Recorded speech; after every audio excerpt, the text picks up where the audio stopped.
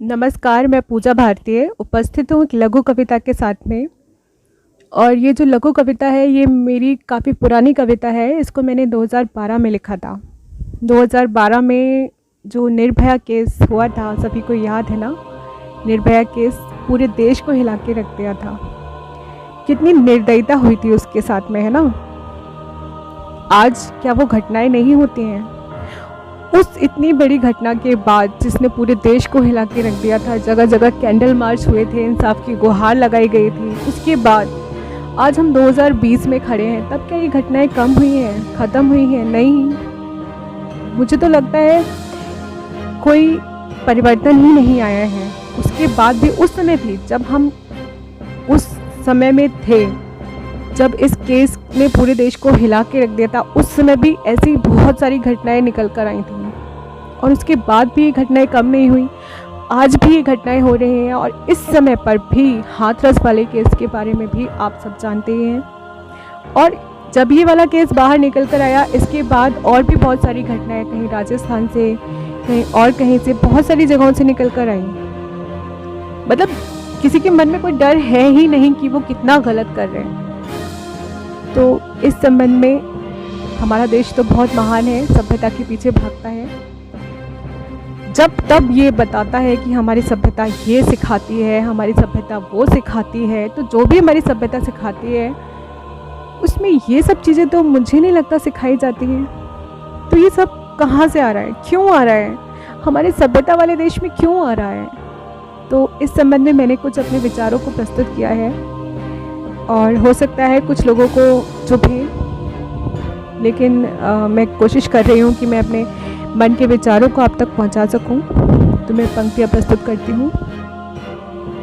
ये सभ्यता का देश है, ये सभ्यता का देश है, यहाँ पाप कहाँ होता है।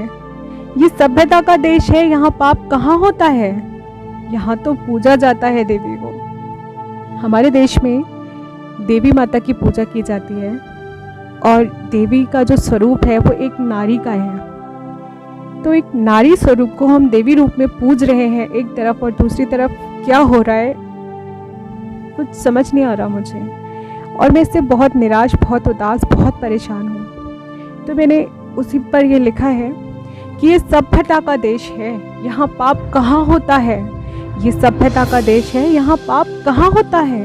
यहाँ पूजा जाता है देवी को, यहाँ पूजा जाता है देवी को और देवी का अपमान होता है। यहाँ पूजा जाता है देवी को और देवी का अपमान होता है।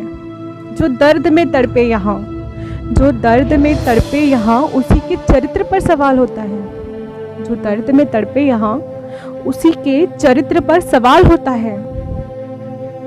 हमारे देश में एक खास बात है, हो सकता है और भी देशों में हो, फिलहाल मैं तो अपने ही देश की बात करूँगी, कि जब भी ऐसे कोई केस सामने आते हैं तो सबसे पहले लोगों के मन में जो प्रश्न आता है, जो उससे पूछा जाता है, पीड़ित से पूछा जाता है, तुम वहाँ गई क्यों थी, तुम्हारा उससे क्या काम था, तुम उससे बोलती क्यों थी।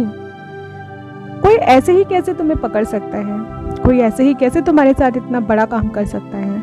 मतलब पता नहीं कितने सारे सवाल हम उस पीड़िता के ऊपर ही खड़े कर देते हैं, उसके चरित्र पर ही खड़े कर देते हैं। तो मैंने इसीलिए लिखा है कि जो दर्द में तड़पे यहाँ, जो दर्द में तड़पे यहाँ, उसी के चरित्र पर सवाल होता है।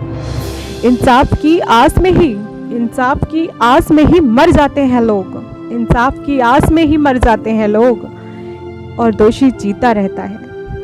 दब जाती हैं वो आवाज़ें, दब जाती हैं वो आवाज़ें जो जुर्म के खिलाफ उठी हों। दब जाती हैं वो आवाज़ें जो जुर्म के खिलाफ उठी हों। दर्द भरी चीखों का भी असर कहाँ होता है, दर्द भरी चीखों का भी असर कहाँ होता है। ये सभ्यता का देश है, ये सभ्यता का देश है, यहाँ पाप कहाँ होता है। ये सभ्यता का देश है, यहाँ पाप कहाँ होता है, यहाँ पाप कहाँ होता है। धन्यवाद।